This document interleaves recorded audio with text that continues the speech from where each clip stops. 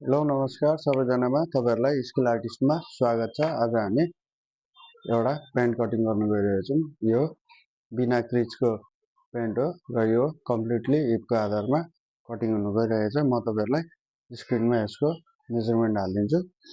एकपल्ट हेर्नु होला र यही मेजरमेन्टमा मिल्छ भने मैले गरे तरिकाले नै गर्दा हुन्छ। र अब पेन्ट कटिङ गर्नुको लागि सबैभन्दा सुरुमा माथिबाट एउटा स्ट्रेट लाइन लिनु होला। यो स्ट्रेट लाइन लिनु होला र साइडमा पनि यसको स्ट्रेट नै बनाउनु होला। यो हिसाब लिनु तपाईहरुलाई सजिलो हुन्छ। यो तरिकाले हो लिसके पछाडी अब यसको लम्बाइ रहेको छ 37 इन्च 37। अब लम्बाइ लिनुको लागि जहिले पनि यो 1 इन्च यो लाइन भन्दा माथि राख्नु होला।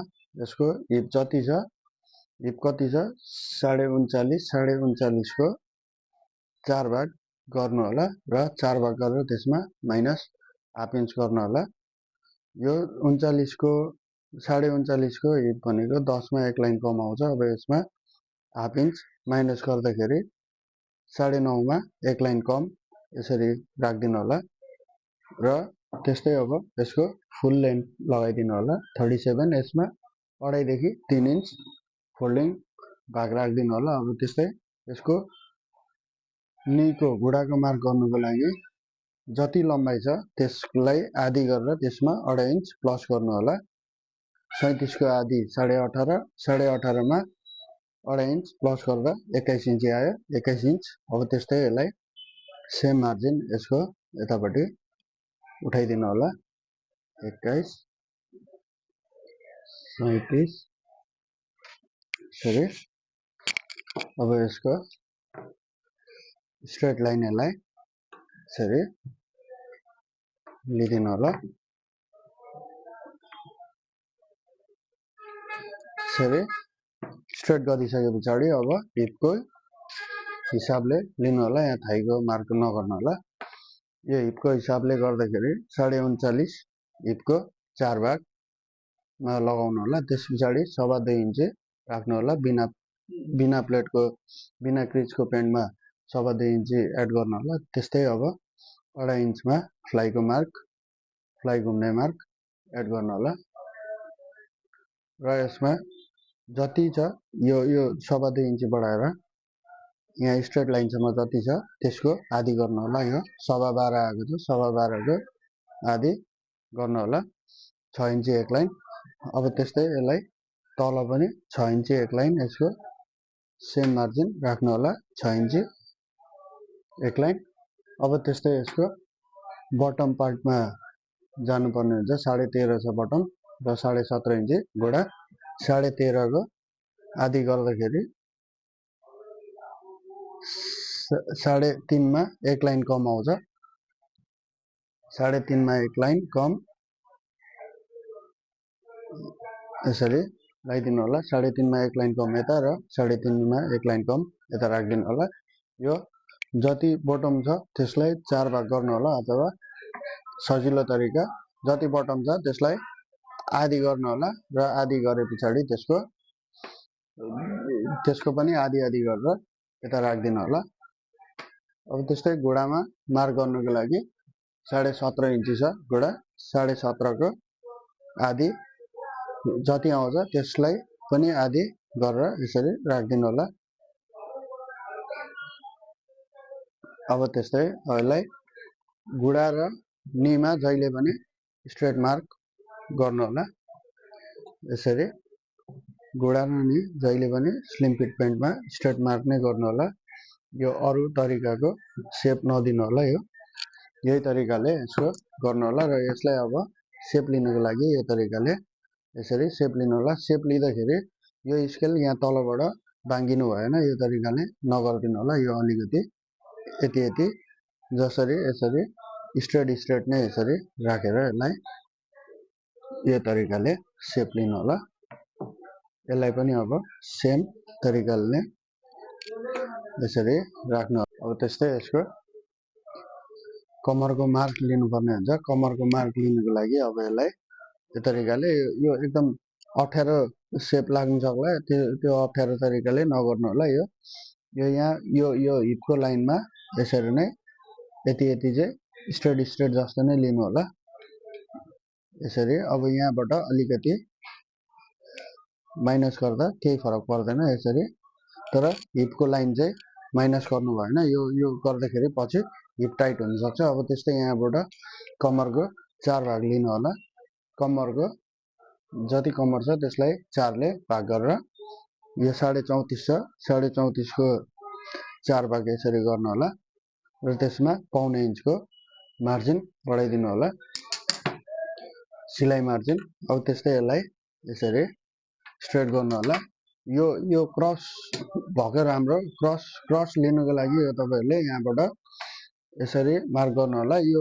यो यसरी यहाँबाट स्ट्रेट मार्क लिइसके पछाडी यसरी यहाँ स्ट्रेट मार्क लिइसके पछाडी यहाँबाट लगभग तपाईले 1.5 इन्चदेखि 1 इन्चसम्म मात्रै क्रस लिनु होला, धेरै भित्र नलिनु होला। धेरै भित्रको सेप आयो भने यहाँबाट कन्ट्रोल गर्नु होला। यहाँबाट यसरी कन्ट्रोल गर्दाखेरि भनेको यो र यसको डिस्टेन्स यो धेरै 1 इन्चदेखि भित्र आयो भने पछि यहाँनेर यो भाग टाइट हुन सक्छ। यो भाग टाइट भयो भने यहाँ पछि रिङ्कल परेर फ्लाइ पनि राम्रो तरिकाले बस्दैन। त्यही भएर यहाँबाट यहाँनेरको क्रस आउँदाखेरि जहिले पनि 1.5 इन्चदेखि 1 इन्चसम्मको मात्रै भित्र लिनु होला बिना क्रिजको पेन्टमा। अब त्यस्तै यहाँबाट 1.5 इन्चको मार्क यसरी राख्नु होला।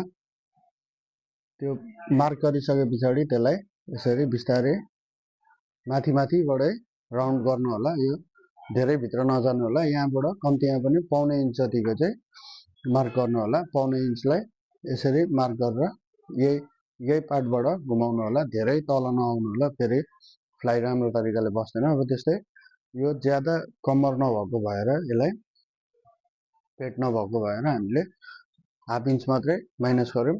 अब त्यस्तै यसलाई यो तरिकाले सेप लिँदाखेरि यही तरिकाले मैले स्केलले राखे जसरी नै लिनु होला। यो बेली फ्याट आउने ठाउँमा चाहिँ अलिकति गहिरो तरिकाले।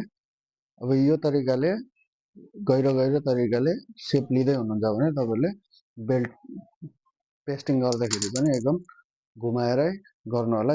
यो पार्टमा आउने भागको बेल्ट चाहिँ अलिकति घुमाएरै गरेको राम्रो। त्यस्तै यहाँबाट पकेट लिनुको लागि 2.5 इन्चको मार्क गर्नु होला। यहाँबाट 7.5 इन्चको मार्क गर्नु होला। अब कति इन्चको पकेट लिँदैछु भनेर तपाईहरुले अन्दाज गर्नुको लागि यहाँबाट 1.5 इन्चमा सिलाइ एउटा ट्रेकिङ बस्छ। अब त्यस्तै यहाँबाट यति जति सिलाइ भाग काटिन्छ। सिलाइ भाग काटिने भाग र यो ट्रेकिङ बस्ने भागमा यसरी नाप्नु होला। यो 6.5 इन्ची आएको छ। 6.5 इन्ची पकेट ठिकै हुन्छ। यो भन्दा धेरै नलिनु होला, फेरि पकेट ठुलो देखिन्छ। हाई वेस्ट पेन्टहरुमा पनि कहिलेकाहीँ जाङ तलसम्म झर्न सक्छ। त्यस्तो कन्डिसनमा माथिदेखि तलैसम्म कसैको बानी हुन्छ, जहाँनेर यो फ्लाइको मार्क छ त्यहीसम्म गर्ने। त्यस्तो नगर्नु होला। त्यो गर्यो भने पकेट एकदम ठुलो देखिन्छ। अब त्यस्तै यसलाई पकेटको मार्क गर्नुको लागि यसलाई यही तरिकाले स्ट्रेट नै मार्क यसरी यो राउन्ड सेपमै यसलाई यसरी मार्क गर्नु होला यसरी। त्यस्तै अब यसको कम्मरको लेखिदिनु होला। अब यस पछाडि यसलाई कटिङ गरिदिनु होला।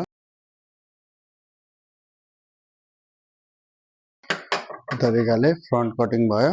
अब यसको ब्याक कटिङ गर्नुपर्ने हुन्छ। यो फ्रन्ट हो, एकदम नआत्तिकिन अन्तिमसम्म हेरिदिनु होला। यो एकदम सजिलो स्टेप छ। हिपको आधारले सिक्नको लागि एकदम सजिलो हुन्छ। यो अन्तिमसम्म हेरिदिनु। अब त्यस्तै यसलाई ब्याक कटिङ गर्नुको लागि यसलाई तरिकाले राख्नु होला। तलबाट 1 इन्च जति 1.5 इन्च जति कपडा अलिकति छोडेरै यसरी गर्नु होला। यो मार्क गरिसके पछाडि अब यहाँबाट स्लिम फिट पेन्टमा 1.5 इन्च जति अप गर्नु होला र यो यहाँबाट 1 देखि 2 लाइन जति माइनस गरेर यसलाई मैले स्केल राखे जसरी नै यसलाई यो तरिकाले मार्क गरिसके पछाडि यसको अब यो तरिकाले यति जति यसलाई स्ट्रेट नै राखेर यसको यो तरिकाले सेप लिनु होला। यो तरिकाले सेप लिइसके पछाडि अब यहाँनेरि जहिले पनि योबाट पाउने इन्च जति माइनस गरेर तल डाउन गरेर यसरी एउटा लाइन तान्नु होला। यो पछाडिको राउन्ड एकदम क्लियर बनाउनको लागि, नफसाउनको लागि यो अलिकति डाउन गर्नु होला। अब तल कम्मर बान्ने मान्छेहरूको चाहिँ यति तल नगर्नु होला, फेरि पछाडि झुन्डेको देखिन्छ। यो अलिकति नाप्दैखेरि पनि आफूले यसो याद गरेर गर्नु होला, त्यो गर्दाखेरि सजिलो। अब यो जसरी डाउन गरिरहेछ त्यस्तै खालको मेलोमा यसलाई यसरी डाउन गर्नु होला। यसलाई पनि यसरी डाउन, यसरी यहाँ जति इन्च डाउन गर्नुभएको छ त्यति नै यसको तल एक्सिस राखेर गर्नु होला। त्यस्तै यहाँनेरि बटममा जहिले पनि 1.5 इन्च गरिदिनु होला, 1.5 इन्च भन्दा धेरै नदिनु होला। अब त्यस्तै यहाँबाट स्लिम फिट पेन्टहरूमा 1.25 इन्चको मार्जिन राख्नु होला। अब यहाँ सबै कुरा यो माथि गरिसके पछाडि यहाँनेरि हिपमा जाउँ। अब त्यस्तै यहाँबाट कम्मरको 4 भाग यसरी गरेर यहाँबाट 1.5 इन्चको एउटा मार्जिन प्लस गरिदिनु होला। त्यस्तै अब यहाँनेरि हिपमा जहिले पनि यो राउन्ड भएको भागदेखि 1 इन्च जस्तो माथि यसलाई यसरी मेजर गर्नु होला। यहाँदेखि हिप 39.5 को 4 भाग गरेर यहाँनेरि 1 इन्च यसरी एड गर्नु होला। अब त्यो 1 इन्च एड गरिसके पछाडि त्यसलाई यो तरिकाले मिलाइदिनु होला। यो जहिले पनि याद गर्नु होला, यो अलिकति क्रस सेप नै आउँछ। स्ट्रेट बसेको राम्रो हुँदैन, स्ट्रेट बस्यो भने पछाडि फस्ने सम्भावना हुन्छ। अब त्यस्तै यसको यहाँनेरिको मार्क गर्नको लागि जहिले पनि हामीले जति इन्चको हिप छ त्यसलाई सेन्टिमिटरमा यसरी लानु होला। 39.5 इन्च, 39.5लाई यो ब्याकको लाइनमा राखेर यसरी 39.5 इन्च नै यसको मार्क गरिदिनु होला। यो मार्क गरिसके पछाडि अब बुढादेखि तल बटमसम्म यसलाई स्ट्रेट नै गर्नु होला। जहिले पनि स्ट्रेट नै हुन्छ। त्यस्तै अब यसलाई तल थोरै क्रस गर्नु होला। यो गरिसके पछाडि अब स्केललाई यसरी राख्नु होला। यो स्केल एकैचोटिमा नबस्नु सक्छ। एकैचोटिमा नबस्दाखेरि यसलाई बिस्तारै यसको यो तरिकाले बिस्तारै मिलाएर सेप लिनु होला, नआत्तिकिन। अब त्यस्तै अब यो ब्याकको राउन्ड लिनुको लागि कन्फ्युज हुनुहुन्छ भने यही फ्लाइ घुमेको भागदेखि यहाँ हामीले हिपको मार्क गरेकै ठाउँमा यसरी गर्नु होला, मार्क गर्नु होला र यसको अगाडिको फ्लाइ घुमेको भागमै यसरी टिक गर्नु होला। यो फ्लाइ घुमेको भागमा टिक गरिसके पछाडि यसलाई नकटाइकिन योभन्दा बरु अलिकति 1 लाइन 2 लाइन तलै राखेर यसलाई बिस्तारै यसको राउन्ड लिनु होला। यो लिँदाखेरि भनेको तपाईँले यसलाई मेजर गर्दाखेरि भनेको यो माथि नउछिटिनुको कारण भनेको यो पछि यो पेन्टको पछाडिको भागमा नफसोस् भनेर हो। यो तरिकाले गर्नु होला। यो एकदम ब्याकको राउन्ड पनि एकदम क्लिन बस्छ नफसिकन। यो तरिकाले गरिसके पछाडि अब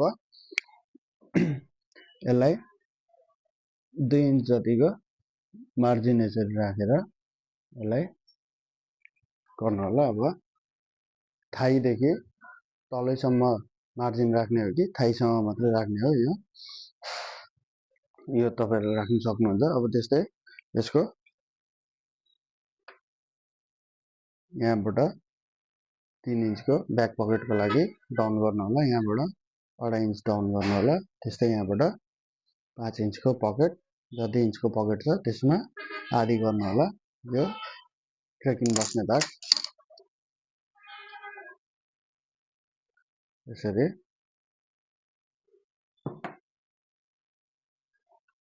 मार्क गरेर यो ट्रेकिङ बस्ने भागलाई मार्क गर्नु होला। यो तरिकाले प्यान्ट कटिङ गर्न सक्नुहुन्छ। यसलाई एक्स्ट्रा मार्जिन यसरी यसको राख्नु होला। यो पछि बढाउने भाग हो। एक्स्ट्रा मार्जिन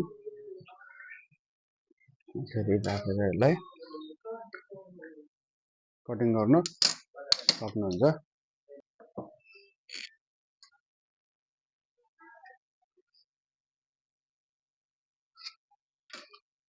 यो फ्रन्ट भयो भने यो ब्याक कटिङ भयो। यसलाई यो तरिकाले कटिङ गर्न सक्नुहुन्छ।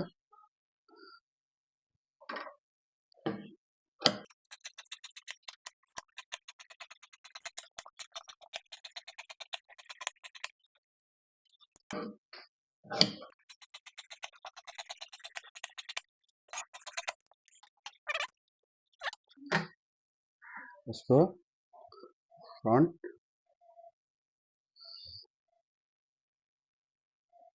भयो। अब यसलाई तपाईहरु कति इन्चको आयो यो हिपको तरिकाले गर्दाखेरि भन्ने राख्दै हुनुहुन्छ भने यसलाई जहिले पनि यसको यहाँनेरि मार्क गर्नु होला। यसको यहाँनेरि सिलाइ कटिने भाग, यो सिलाइ कटिने भाग, यसको यो सिलाइ कटिने भाग।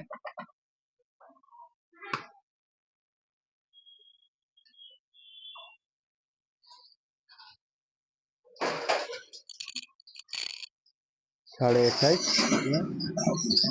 21 मा 3 इन्चको बेल्ट प्लस गर्दाखेरि 24.5 इन्ची आउँछ। यो 24.5 इन्ची आयो।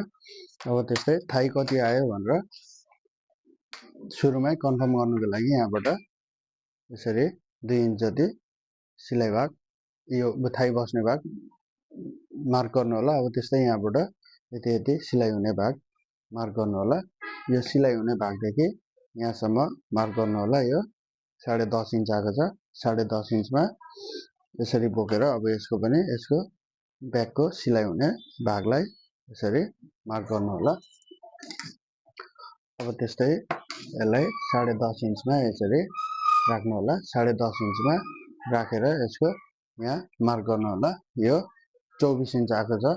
यो एकदम करेक्ट छ। अब यसलाई तपाईहरुले यहाँनेरि थाइ कन्फर्म आएन भने यहाँबाट बढाउन सक्नुहुनेछ। यो मार्जिन हो, यो सिलाइ हुने मार्जिन। यसलाई बढाउन सक्नुहुनेछ। अब त्यस्तै जाङ टाइट लुज भयो भने त्यसलाई पनि यहाँबाट एडजस्ट गर्न सक्नुहुनेछ। अब यो सिंगल पकेट मेन्सन गरेर पठाइदिनु होला। अब यसको